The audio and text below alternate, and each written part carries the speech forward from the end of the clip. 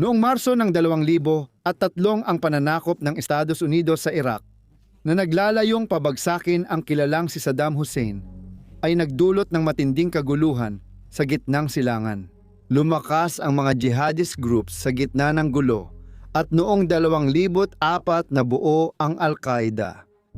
Isang sangay ng Al-Qaeda ang naging pinakamakilalang pangalan sa international na ekstremismo. Halos isang dekada ng tuloy-tuloy na labanan sa Iraq at Syria ang nagbigay daan sa brutal na sangay ng mga jihadist na mapanatili ang base ng tapat at mapanganib na tagasunod. Noong 2011 nang magsimula ang digmaang sibil sa Syria, ang parehong kawalang tatag ay nagbunsod sa pagbuo ng bagong anyo ng Al-Qaeda na tinawag ngayong Islamic State of Iraq and the Levant o Islamic State of Iraq and the Levant. Naghasik ng lagim ang Islamic State of Iraq and the Levant sa maraming bahagi ng mundo sa ilang magulong taon ng kanilang kapangyarihan. Libu-libong dayuhang ekstremista ang tumungo sa mga teritoryong kontrolado ng Islamic State of Iraq and the Levant para sumama sa mga jihadist ng Islamic State. Kumita ang grupo ng milyon-milyong dolyar mula sa bentang langis at ransom money para sa maraming taong dinukot nila. Noong kalagitnaan ng 2010 nagsagawa ang Islamic State of Iraq and the Levant ng sunod-sunod na teroristang pag-atake sa loob at labas ng bansa laban sa mamamayan ng Iraq, Syria, Turkey, Afghanistan, Bangladesh, Pransya, United Kingdom, United States at iba pa. Nagbunsod ng pandaigdigang suporta ang mga pag-atake para sa mga biktima habang patuloy pa ring dumudukot, pumapatay at nagpapahirap ang grupo sa mga bihag sa gitnang silangan. Sa video natin ngayon, susuriin natin ng buo ang pag-usbong ng Islamic State of Iraq and the Levant. Titingnan natin ng mas malalim kung paano nabuo ang grupong ito at kung sino-sino ang pangunahing nasa likod ng paglaganap nito. Titingnan natin ang ilan sa pinakamalalaking karumal-dumal na gawain at labanan ng Islamic State of Iraq and the Levant bago natin suriin ang kanilang tuluyang pagbagsak sa kapangyarihan. Bakit naging kilabot at kinatatakutan ang Islamic State of Iraq and the Levant sa gitnang silangan at sa iba pang panig ng mundo? Paano nabuo ang Islamic State at sa huli ano ang nagpatumba rito? Samahan ninyo kami habang ating alamin at tuklasin. Pakitandaan na ang video ay may talakayan ukol sa paglabag sa karapatang pantao, karahasan at terorismo. Pinapayuhan ang manonood na mag-ingat. Maligayang pagdating sa Wars of the World.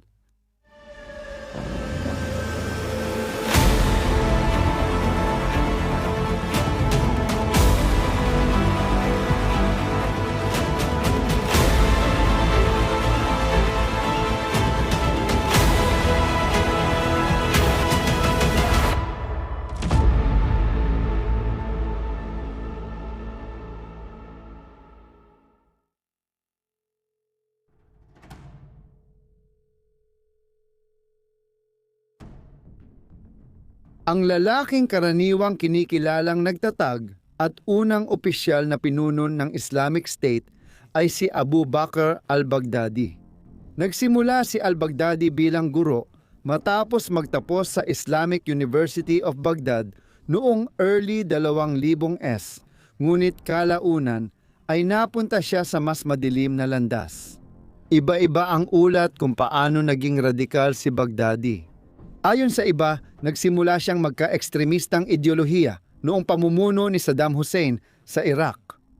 Ngunit may ilan ding nagsasabi na maaaring nahubog siya bilang isang ekstremista noong kabataan niya habang kasama ang Muslim Brotherhood. Ngunit ayon sa mga nakakakilala kay al-Baghdadi noong siya ay nag-aaral, tahimik siya, maaaring mahiyain pa nga, at sa kabuuan, hindi siya napapansin. Noong mid-2000s na humaling si al-Baghdadi sa mga isinulat ng Ehipsyong jihadist na scholar na si Said Qutbah na konektado rin sa Muslim Brotherhood. Matapos ang pananakop ng Amerika sa Iraq, ang kanyang mga pananaw ang nagtulak sa kanya na itatag ang Jamaat Jaish al-Sunnah wal Jamaah o Jamaat Jaish al-Sunnah wal Jamaah, isang militanteng organisasyon na kalaunan ay nakipag-alyansa sa Al-Qaeda upang labanan ang mga tropang Amerikano. Kasama ang Al-Qaeda, pinalawak ni Baghdadi ang impluensya niya sa Iraq bilang Islamic extremist at naging kilalang personalidad sa mga jihadist na kilusan sa gitnang silangan. Ang pagkakasangkot ni al-Baghdadi sa JJSJ at ang kanyang kaugnayan sa Al-Qaeda ay nagresulta sa kanyang pagkakaaresto ng mga puwersa ng United States na nakatalaga sa Iraq. Noong 2004, ikinulong siya sa Camp Bucca Detention Center noong pagtatapos ng taon bilang isang mababang antas na banta. Habang nakakulong, nakakakuha siya ng ilang kaalyadong jihadist na mahalaga rin sa pagbuo ng Islamic State. Nang pinalaya si al-Baghdadi, sumama siya at ang Jamaat Jaish al-Sunnah wal Jamaah sa Mujahideen Shura Council, isang organisasyong nag-uugnay sa mga pangunahing ekstremistang grupo sa gitnang silangan. Malaki ang papel ng Al-Qaeda sa konseho at kalaunan ay nabuo ang isang proto-Islamic State dito. Ang unang bersyon ng Islamic State of Iraq and the Levant binubuo ng JJASJ Al-Qaeda at iba pang kaalyadong ekstremista ay nabuo noong 2006 bilang Islamic State of Iraq o Islamic State of Iraq. Si al-Baghdadi ay naging leader ng Islamic State of Iraq noong Mayo 2010 at responsable sa maraming teroristang atake sa Iraq. Noong Agosto 2011 binomba ang al-Qura Mosque sa Baghdad na ikinamatay ng kilalang mambabatas na Sunni Muslim na si Khalid al-Fadawi. Nang mapatay ng United States Navy SEALs si Osama bin Laden, ang nagtatag ng Al-Qaeda noong parehong taon, nanumpa si al-Baghdadi ng paghihiganti at nagsimulang magsagawa ng mga pagsalakay, pambobomba at pamamaril sa iba't ibang lungsod at kanayunan sa buong Iraq. Pagtapos ng 2,011 inosenteng buhay ang nadilig ng kanyang mga kamay at lalo pang lumala ang sitwasyon. Ipinahayag ni al-Baghdadi ang opisyal na pagkakatatag ng Islamic State of Iraq and the Levant noong 2013 nang lumipat ang mga ekstremista sa Syria. Malaking banta na ang Islamic State of Iraq and the Levant sa kapayapaan sa gitnang silangan at iba pang lugar. Noong Hunyo 2014 nilayon ni al-Baghdadi na gawing pandaigdigang kalipato ang lumalaking organisasyong terorista niya. Bilang Kalipa Ibrahim, nakaranas si al-Baghdadi ng matinding pagtutol mula sa mga opisyal ng gobyerno, Muslim na teologo, at iba pang grupong jihadist. Ang Kalipa, ayon sa kasaysayan, ay dapat pinakamabanal sa lahat. Binatikos si al-Baghdadi dahil hindi niya sinunod ang mga tradisyon at gawain ng Islam. Halos agad-agad nanawagan siya ng mararahas na pag-atake laban sa mga tao ng ibang bansa at kumuha siya ng mga internasyonal na bihag. Ayon sa ulat, may mga bihag ng Islamic State of Iraq and the Levant na ginawa ni al-Baghdadi na personal na alipin at labis na inabuso habang nakakulong. Agad na tinagurian ang Islamic State bilang isang pandaigdigang teroristang organisasyon at si al-Baghdadi at ang mga tauhan niya ay idineklarang mga wanted na tao.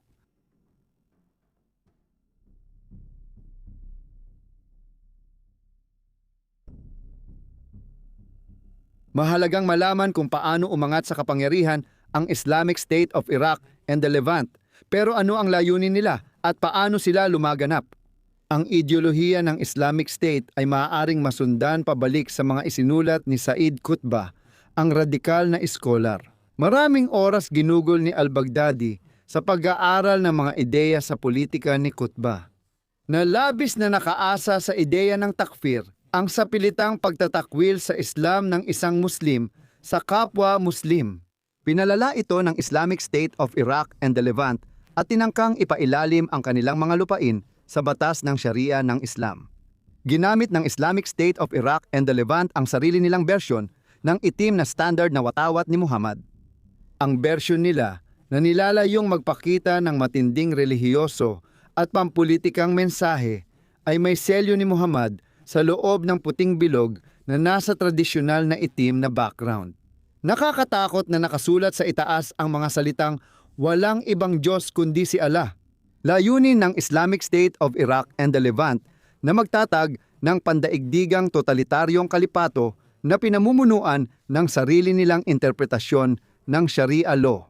Nais nilang ibalik ang tingin nila ay dalisay na anyo ng sinaunang Islam at nagsimulang hikayatin ang mga Muslim sa buong mundo na sumali sa kanilang layunin. Totoo, ang pandaigdigang jihad ay nakaakit ng mga ekstremistang Islamiko mula sa iba't ibang panig ng mundo. Isang malawakang makinarya ng propaganda na pinapatakbo ng social media ang naglalayong hanapin ang mga individual na maaaring nakakaramdam ng panghihina at kawalan ng pag-asa. Yaong mga nakaramdam na sila ay isinantabi ng lipunan o yaong mga naghahanap ng layunin sa buhay. Bukod sa pagtutok sa mga pinakamahina online, tinarget din ng Islamic State of Iraq and the Levant ang mga mosque at kulungan, kung saan maaaring makakuha ng mga recruit ng harapan. Ang mas nakakabahala pa, hinanap din ng Islamic State ang suporta ng mga menor de edad, iniimpluwensyahan ang mga pamilya at paaralan sa loob ng kanilang teritoryo na nasakop na ng Islamic State of Iraq and the Levant. Ang mga batang pinaalis sa kanilang tahanan dahil sa kaguluhan sa gitnang silangan ay naging mas madaling maimpluwensyahan ng propaganda ng Islamic State of Iraq and the Levant at patuloy ang terorista sa paghahanap ng bagong recruit. Noong 2014, maraming bagong miyembro ang nakuha ng Islamic State at pinakamalaki ang bilang nila noong 2015. Sa puntong ito, kontrolado na nila ang napakalaking lawak ng lupa, halos 110,000 kilometro kwadrado at mahigpit nilang hawak ang mga pangunahing lungsod sa parehong Iraq at Syria. Malaki ang pagkakaiba-iba ng mga pagtataya kung ilan talaga ang mga ekstremistang sumali sa Islamic State of Iraq and the Levant noong naabot nila ang rurok ng kanilang lakas. Sa laki, ang mababang pagtataya ay nasa 35 hanggang 40,000 habang ang pinakamataas ay umaabot ng 100 hanggang 200,000. Humigit kumulang 40,000 dagdag na miyembro ng Islamic State of Iraq and the Levant ang na-recruit sa pamamagitan ng propaganda sa ibang bansa na karamihan ay nanatili sa sarili nilang bansa bilang recruiter o lumipat sa gitnang silangan upang sumali sa layunin.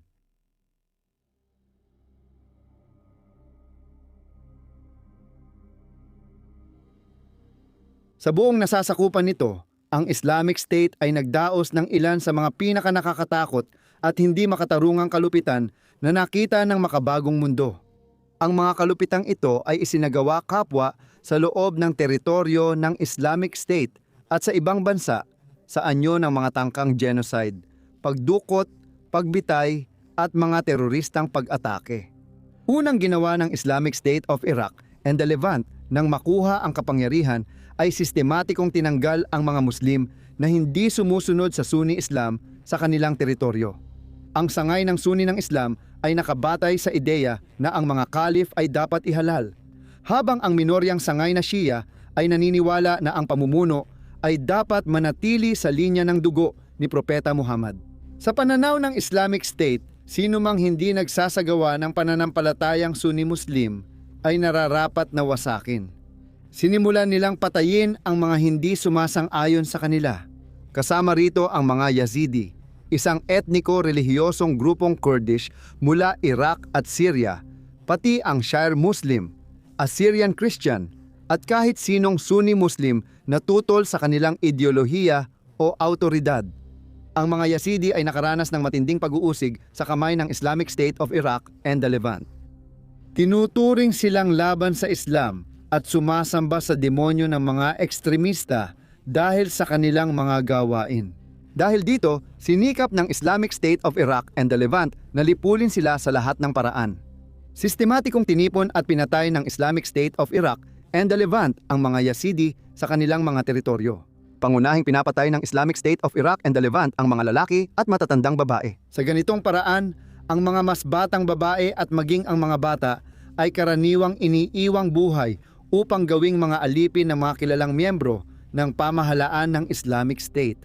Ang pagpatay sa mga Yazidi ay tuloy-tuloy na isinagawa mula 2014 hanggang 2017 kung saan tinatayang 500,000 Yazidi ang nawalan ng buhay sa pagitan ng 4,000 at 11,000. Ang iba ay binihag at pinilit ng mga terorista na talikuran ang Yazidismo at lumipat sa Islam. Tulad ng maaari mong isipin, sino mang mabihag bilang alipin ng Islamic State ay magdaranas ng matinding paghihirap. Marami sa mga bihag na ito ay mga batang babae. Ang ilan ay kasing bata ng 9 na taong gulang, na kadalasan ay ibinubugaw at inilalagay sa buhay ng pang-aabuso sa kamay ng mga teroristang ito. Kadalasang pinapatay ng Islamic State ang mga babaeng tumututol sa kanila, kaya naging bahagi na ng araw-araw ang karahasan.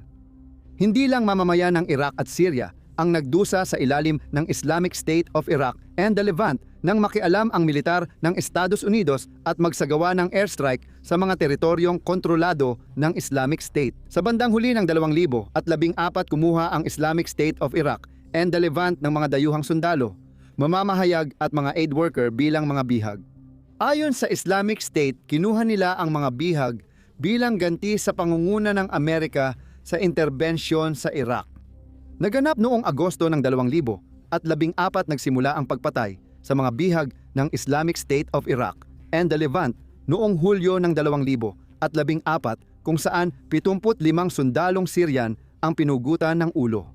Ang mga video ng mga pagpatay na ito ay ipinost sa social media. Si James Wright Foley, isang Amerikanong freelance photographer, ang unang internasyonal na mamamahayag na pinatay ng Islamic State habang kinukunan ang digmaang sibil sa Syria noong 2012. Isang Britanikong recruit ng Islamic State ang pumatay kay Foley. Nakilala noon bilang si Jihadi John, isang miyembro ng 4 na kataong selula. Lahat ay may Ingles na punto na tinawag ng kanilang mga bihag na The Beatles. Si Jihadi John, na kalaunan ay nakilalang si Mohammed Muazzi, ay naging kilalang tagapagpataw ng parusa ng Islamic State of Iraq and the Levant sa buong pag-iral ng grupo at madalas lumalabas sa mga video na ina-upload sa social media. Nakasuot siya ng itim na maskara para itago ang pagkakakilanlan habang pinugutan ng ulo ang mga biktima. Kabilang sa mga biktima ni Muazzi ay ang Amerikanong mamamahayag na si Stephen Sotloff, mga British na aid worker na sina David Haynes at Alan Henning, Amerikanong aid worker na si Peter Kasig, at mga Japanese na freelance journalist na sina Haruna Yakawa at Kenji Goto. Si Muazzi ay naging paksa ng isang malawakang internasyonal na paghahanap at naparusahan noong Nobyembre 2015 nang magsagawa ng airstrike ang mga American drone sa kanyang kinaroroonan na naging sanhi ng kanyang pagkamatay sa Raqqa, Syria. Habang nangyayari ang mga krimen sa gitnang silangan, pinalawak ng Islamic State of Iraq and the Levant ang terorismo sa ibang bansa. Tinatarget ang mga dayuhan sa planadong pambobomba at pagpatay. Ang una sa mga internasyonal na teroristang atake na ito ay naganap noong Mayo 2014 ng barilin at patayin ng radikal na Islamista na si Mehdi Namush, ang 3 tao, at nasugatan pa ang isa sa Jewish Museum sa Brussels, Belgium. Kabilang sa mga nakuha kay Namush matapos siyang maaresto ay isang audio recording ng kanyang sarili na umaako ng responsibilidad sa pag-atake at isang puting tela na may nakaimprentang simbolo ng Islamic State. Ang mga sumunod pang pag-atake ay nagdulot ng takot at pagtutol sa Islamic State of Iraq and the Levant sa buong mundo. Noong Hunyo ng 2016, 49 na katao ang walang awang pinatay sa Pulse nightclub sa Orlando, Florida.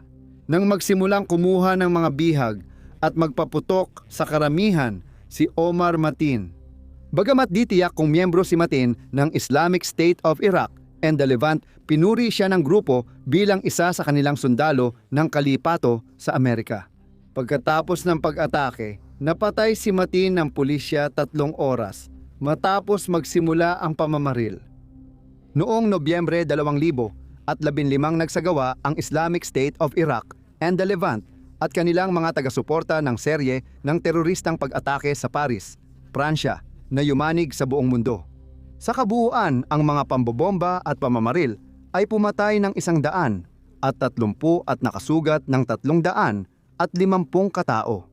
Target nila ang Bataclan Concert Hall at isang international na football match. Noong Mayo 2017, inako ng Islamic State of Iraq and the Levant ang pambobomba sa Manchester Arena sa United Kingdom.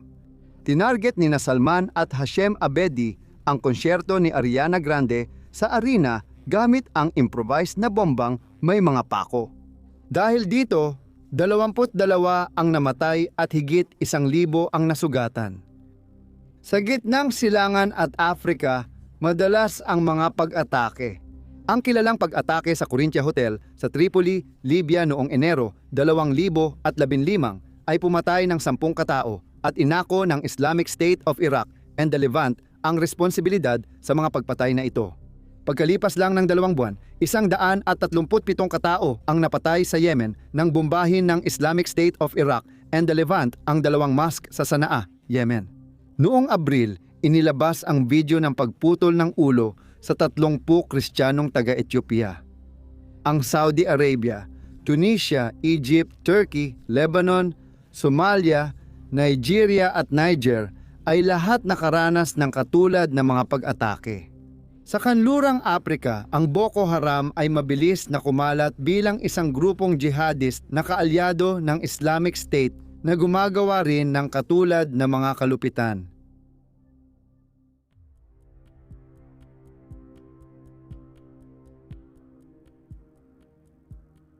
Walang makakatanggi dito. Simula pa lang, kailangang mapigilan ang Islamic State of Iraq and the Levant. Kung hahayaan lang na patuloy na kumalat ang lumalaking banta na ito nang walang pakikialam, magiging malaking panganib ito sa pandaigdigang kapayapaan at katatagan. Kaya noong Setyembre ng 2014 nagsimulang mabuo ang mga pandaigdigang koalisyon laban sa Islamic State.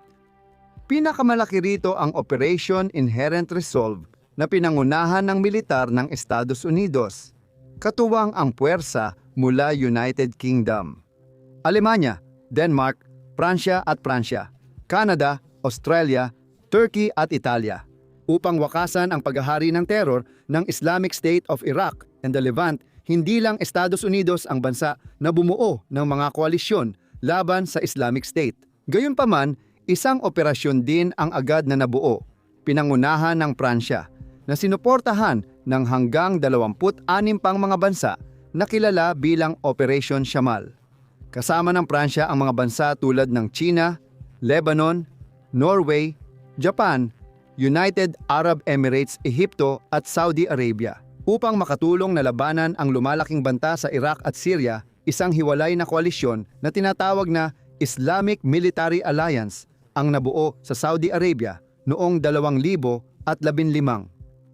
May hanggang 34 na estadong Muslim karamihan ay tinakot at inatake ng Islamic State of Iraq and the Levant nitong mga nakaraang buwan. Kabilang sa mga miyembrong ito sina Bahrain, Nigeria, Sudan, Pakistan, Jordan, Malaysia at Libya. Gayunpaman, may mga palatandaang sa pagtatapos ng 2014 nagsisimulang bumagsak ang Islamic State of Iraq and the Levant dahil sa sarili nilang mga gawain. Bagamat nasakop nila ang Syria at Iraq, nahirapan silang lagpasan ang mga rehiyong ito. Sa bandang huli ng 2014, sinubukan nilang sakupin ang Kobane, isang bayan sa hangganan ng Syria at Turkey. Nagpadala ang Islamic State ng libu-libong rebelde upang sakupin pa ang mas maraming lupa. Ngunit sinalubong sila ng mga airstrike ng Estados Unidos pagdating nila. Maraming terorista ang napatay. Mahigit 1,500 ang namatay sa airstrike sa Kobane. Ang nagsimula bilang isang bigong pagtatangkang sakupin ang lupa ng mga jihadist ay nauwi sa isang bigong pagpapakita ng lakas habang patuloy silang nagpapadala ng mga mandirigma sa kanilang kamatayan. Mula sa simula ng 2015 hanggang kalagitnaan ng 2016, unti-unting nawala ng teritoryo ang Islamic State of Iraq and the Levant na kanilang pinaghihirapan makuha dahil pinigilan sila ng mga airstrike na lumawak sa mga bagong lugar. Ang Mosul, pangunahing lungsod sa Iraq na unang nasakop ng Islamic State of Iraq and the Levant sa kanilang pagpapalawak, ay naging sulok na kinapitan ng mga ekstremista. Sa puntong ito, Sa kanilang kwento, sinabi ng mga pinuno ng Islamic State of Iraq and the Levant sa mga nagnanais maging terorista na hindi na nila kailangang maglakbay patungong gitnang silangan upang sumali sa Islamic State. Hinimok ang mga tapat sa Islamic State of Iraq and the Levant na maglunsad ng pambobomba at pamamaril sa sarili nilang bansa. Malaking pagbabago ito sa dating malawakang pagre-recruit na sentro ng plano ng Islamic State nitong mga nakaraang buwan at taon. At ito ay kasabay ng mas malalaking pagkawala ng teritoryo. Nalaman ng mga jihadist na mahirap mapanatili ang mga lupang mabilis nilang nasakop nung una, habang papalapit ang mga internasyonal na koalisyon. Pagsapit ng 2016, isang matinding dagok ang tumama sa puso ng Islamic State. Ang mga puwersang Kurdish at Iraqi na matagal nang nakikipaglaban upang ipagtanggol ang kanilang mga lupain laban sa lumalalang terorismo ay nagawang mabawi muli ang kanilang kontrol sa Mosul. Kasama ang mga bansang kalahok sa Operation Inherent Resolve, ito ang pinakamalaking operasyong militar mula noong 2003 United States invasion sa Iraq.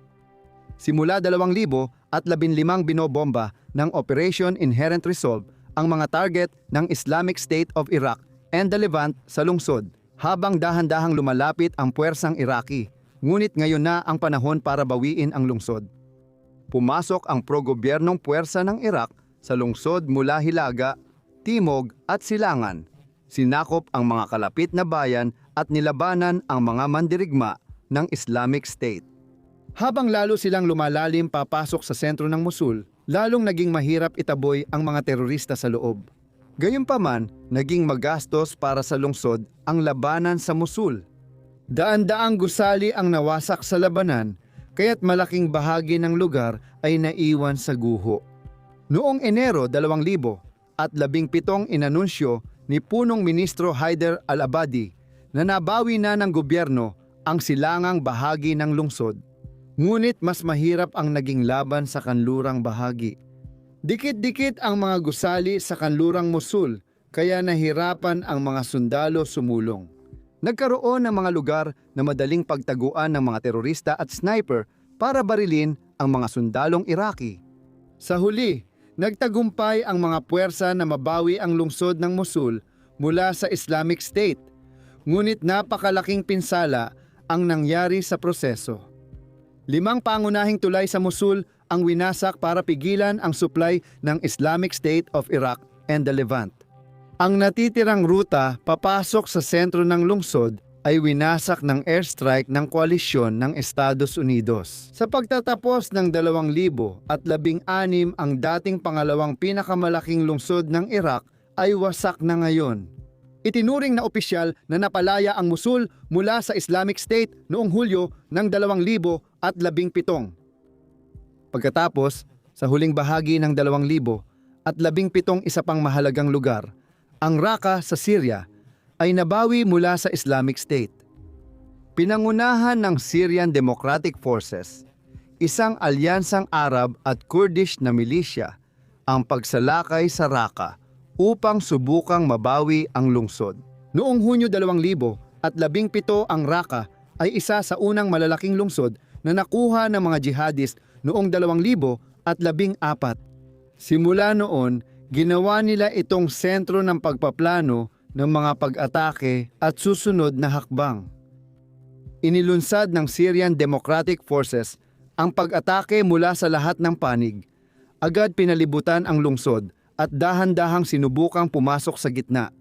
Humarap sila sa matinding paglaban mula sa mga bomber, armadong lalaki at sniper ng Islamic State of Iraq and the Levant habang sumusulong, at maraming sundalo at sibilyan ang nasugatan sa mga unang araw ng labanan.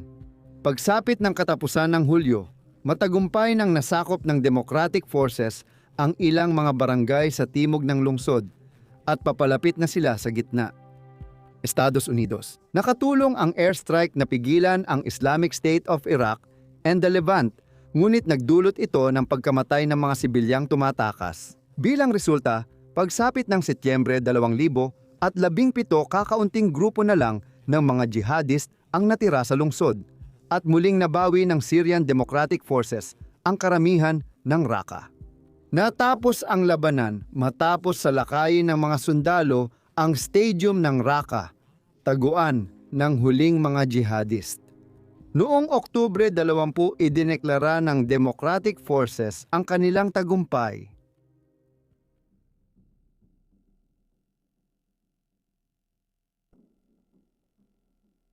Ngayong nabawi na ang mga pangunahing kuta ng Islamic State mula sa mga terorista, kaunti na lang ang mapupuntahan ng Islamic State of Iraq and the Levant.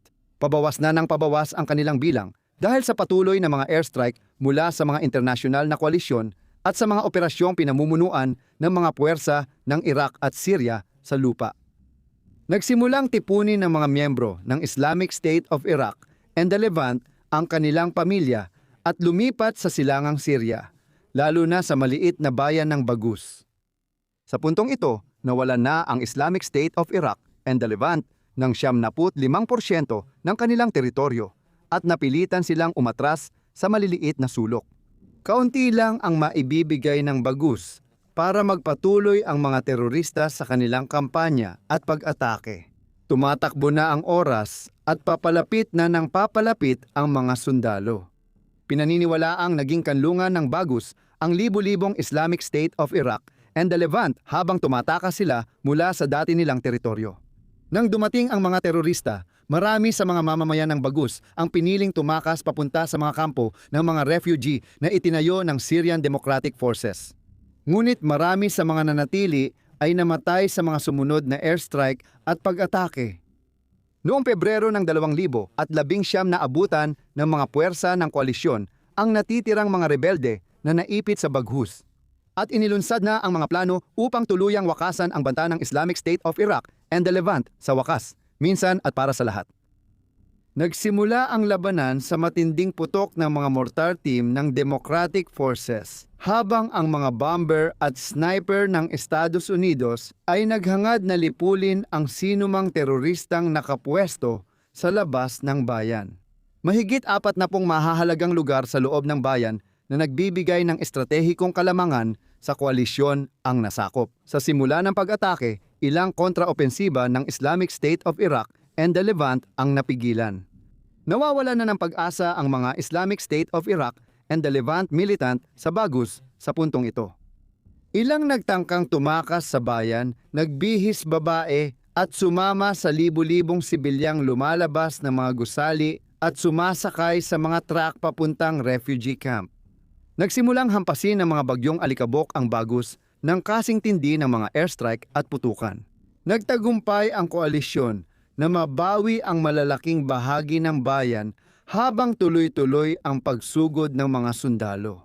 Ayon sa ulat, ginamit ng mga rebelde ng Islamic State of Iraq and the Levant ang mga sibilyan bilang panangga para hindi sila barilin.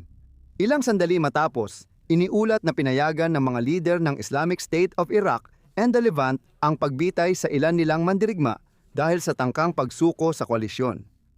Nasakop ng Democratic Forces ang sentro ng bayan noong Pebrero 13.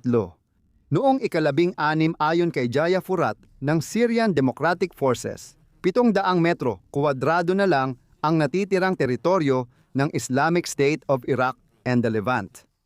Naitaboy na sila palabas ng sentro ng lungsod at sinubukan nilang tumakas papunta sa mga maliliit na baryo sa labas ng Baghuz.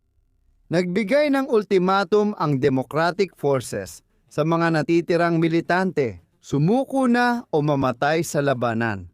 Ang karamihan sa mga natirang buhay ay piniling lumaban pero may naging problema. Ilang daang sibilyan ang nakakulong kasama ng mga mandirigma at nanganganib mamatay kapag pumasok ang mga sundalo para lumaban. Sa isang linggo, unti-unting nakatakas ang maraming sibilyan sa mga baryo at ilang grupong mandirigma ng Islamic State of Iraq and the Levant ay sumuko. Nagpatuloy ang labanan paminsan-minsan sa mga sumunod na buwan. Patuloy na nanatili ang mga sibilyan at mga mandirigma ng Islamic State of Iraq and the Levant sa mga baryo sa labas ng Baghuz at patuloy na kinubkob ng Syrian Democratic Forces ang lugar, hinihintay na sumuko ang mga terorista. Maraming natirang rebelde, Itinuturing na matitinding jihadist ng Islamic State of Iraq and the Levant ang naghukay ng lagusan sa ilalim ng pamayanan para magtago sa pansamantalang bunker. Sa ibabaw ng lupa at sa kalapit na pamayanan, maraming ekstremista ang agad nahuli ng puwersa ng demokratiko, ayon kay Mustafa Bali, tagapagsalita ng puwersa. Mahigit 4,000 jihadist ang sumuko o nahuli mula nang magsimula ang labanan sa Baghuz, na nag-iwan sa mga natira na pagod ngunit ayaw pa ring sumuko. Noong Marso 10, idineklara ng demokratikong puwersa na wala ng sibilyan sa mga pamayanang hawak ng Islamic State of Iraq and the Levant at ipinagpatuloy ang pag-atake. Ang sumunod ay sunod-sunod na putok ng machine gun, mga airstrike at pagbagsak ng mga mortar sa huling posisyon ng Islamic State of Iraq and the Levant.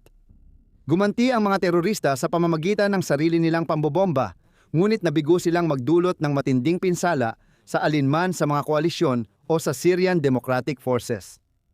Tinatayang 1,300 jihadist ang sumuko noong Marso 14 at nasakop ng sundalo ang kampo nila noong Marso 19.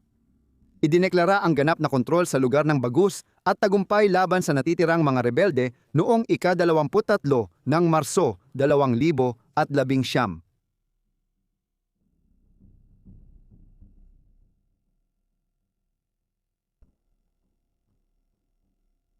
Mula nang bumagsak ang Islamic State noong Marso 2019, hanggang 26,000 individual na pinaghihinalaang sangkot sa organisasyon ang nakakulong sa mga bilangguan na pinapatakbo ng Syria at Estados Unidos. Habang marami sa mga nakakulong ay mga teroristang malalim ang pagkakasangkot sa mga karumal-dumal na krimen na ginawa ng Islamic State of Iraq and the Levant. Maraming nakakulong ang nandoon ng ilegal. Patuloy na nanawagan ang mga grupo ng karapatang pantao at kawanggawa na palayain ang mga ikinulong ng walang dahilan, ngunit marami pa ring nakakulong ngayon. Ang mga bilangguan sa loob ng Syria na may mga kumpirmadong terorista ay kadalasang nagiging pugad ng paglaganap ng radikal na kaisipang jihadist. Habang ang Islamic State ay lubusang napuksa ng mga tropa ng koalisyon at puwersa ng gobyerno sa gitnang silangan, pinaniniwalaang may mga natitirang bahagi pa rin ng organisasyon hanggang ngayon. Noong Abril 2025, tinatayang ng Peace Research Institute sa Frankfurt, isang grupo ng mga nangungunang analista ng pandaigdigang tunggalian na maaring umabot sa 2,500 na mga teroristang Islamic State of Iraq and the Levant ang nakaiwas sa pagkakahuli. Bagamat ang Islamic State of Iraq and the Levant ngayon ay anino na lang ng dati nitong lakas, ang banta ng muling pagbabalik ng terorismo sa hinaharap ay kailangang patuloy na bantayan upang maiwasan na mangyari muli ang ganitong mga pangyayari. Si Abu Bakr al-Baghdadi, nagtatag ng Islamic State of Iraq and the Levant, ay nagpakamatay sa isang operasyong militar ng Estados Unidos sa hilagang Syria noong Oktubre 2019. Ayon sa ulat, pinasabog ni al-Baghdadi ang mga pampasabog sa kanyang bes habang tumatakas mula sa puwersa ng Estados Unidos papasok sa lagusan. Ayon sa ulat, napatay din sa pagsabog ang 3 sa anak ni al-Baghdadi at walang nasaktang sundalong Amerikano. Ngayon, dahil wala ng teritoryo o pangunahing pinuno, maaaring wala ng kakayahan ang Islamic State of Iraq and the Levant na muling makabalik sa dati nilang kapangyarihan. At sana ay manatili na itong ganito. Sa panahon ng kanilang paghahari ng takot, responsable ang Islamic State of Iraq and the Levant sa libu-libong pagkamatay, ngunit nanaig ang internasyonal na kooperasyon at hangaring wakasan ang terorismo. Sa huli, ang aming pakikiramay ay para sa lahat ng naapektuhan ng mga gawain at kalupitan ng Islamic State. Maraming salamat sa panonood ng video natin ngayon. Kung nahanap mong kapakipakinabang ito, paki-like o mag-iwan ng komento sa ibaba. Lahat ng aming nilalaman, mula sa pananaliksik at pagsulat ng script hanggang sa pag-edit at pag-narrate, ay ganap na gawa ng tao, walang paggamit ng AI. Kung gusto mong suportahan ang channel, mag-subscribe at pindutin ang bell icon para ma-notify kapag may bagong Wars of the World na video.